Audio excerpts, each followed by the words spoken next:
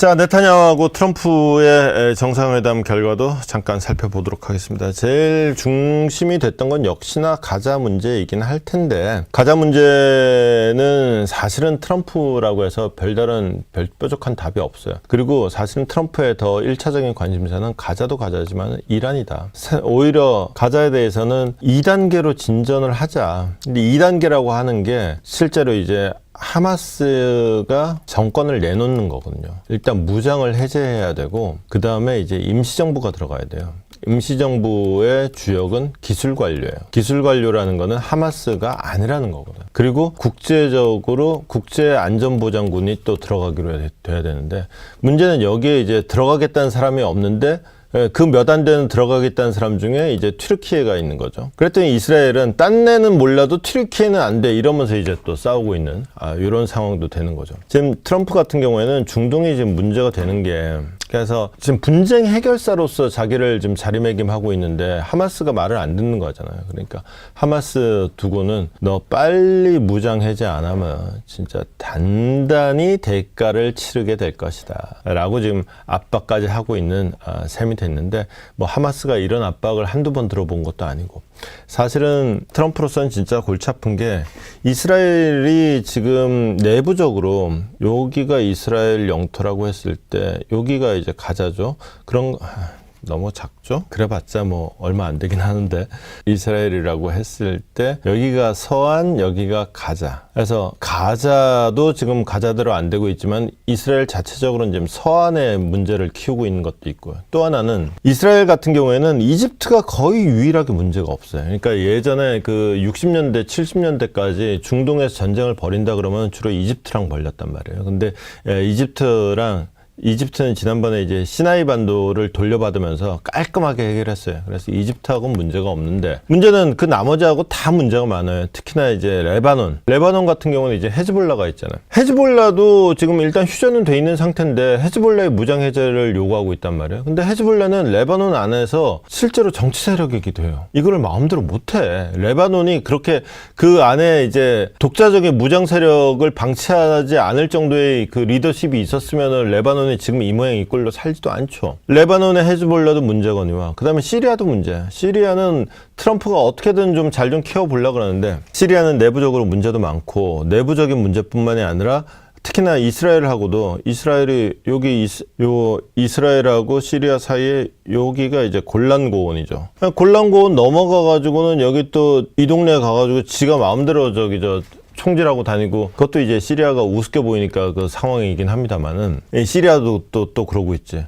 제일 문제는 역시 이란이죠. 원래 이란의 이제 사주를 받고 움직이는 애들이 이제 레바논의 헤즈볼라, 가자의 하마스였는데, 얘들 다 맛이 갔죠.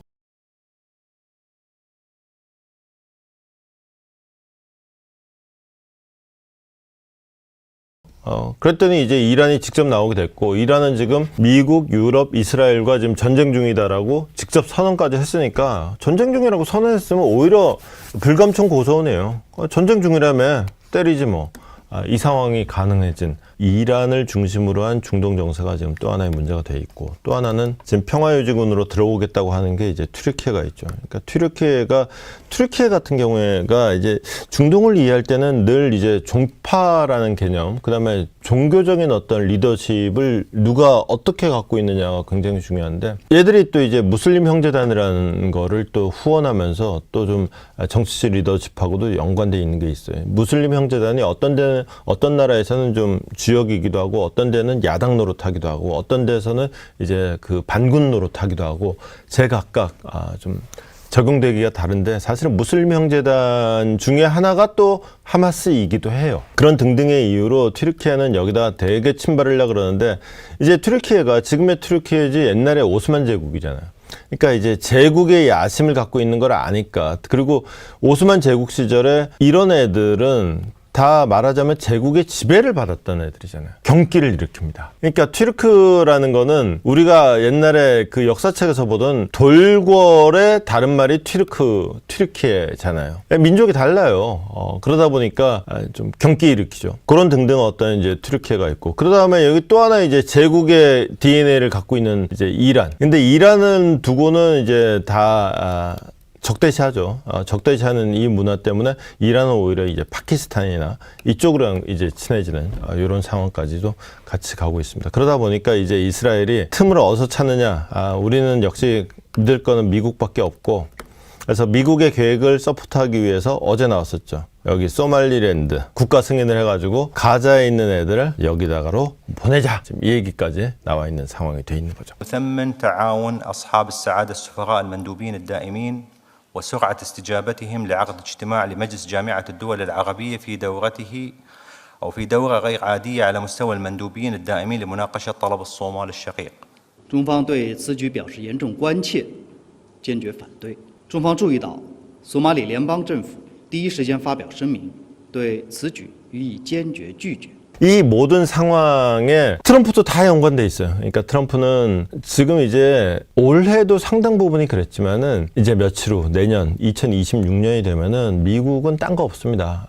이제 중간 선거라는 틀로 이제 트럼프의 일거수일투족을 해석하기 시작하면은 거의 대부분은 그걸로 풀릴 거예요. 그리고 이제 누구보다도 연말을 빡세게 보내고 있는 트럼프의 그 연말의 일정도 딴 거 없습니다. 일단 그 선거해에 들어가면은 정치는 일단 현장으로 다녀야 됩니다. 평소에는 구두 신고 다니던 사람들도 일단 선거철 되면 제일 먼저 신발부터 운동화부터 사 신습니다. 부지런히 현장 다녀야 되거든요. 그러니까 외교적인 문제를 트럼프 입장에서는 올해 안에 최대한 좀 마무리를 좀 지어 놓을 수 있을 만큼 지어 놓고 그 다음에 이제 내년엔 선거에 좀 매진하고 싶은 이런 마음인 것 같아요.